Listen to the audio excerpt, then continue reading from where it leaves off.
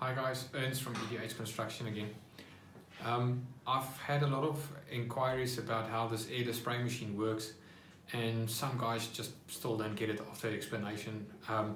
My machine recently went in for a service and a repair at Ardendorf, at the branch closest to me. They sorted out the machine very quickly, and I chatted to the technician, and he actually still had the old, or the malfunctioning part, the pump, the heart of this machine. He still had it there. So I'm going to add in another clip into this one just to explain to you how this thing works. But it's basically a cylindrical shaft that creates a vacuum and pressure by going up and down on a shaft.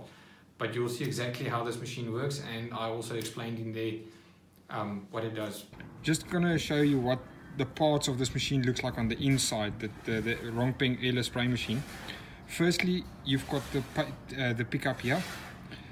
Now, there's a motor on this big crankshaft here.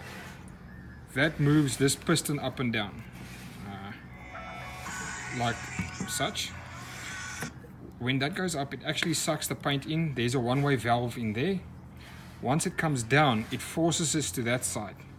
And this is where you control the amount of paint that comes out of the machine. Once you click this down, it just diverts it back this side. If you click it back up, it will actually force it that side. And that's how these machines work. They actually have a piston. There's no air involved in it. But if you like these videos, click and subscribe. See you later.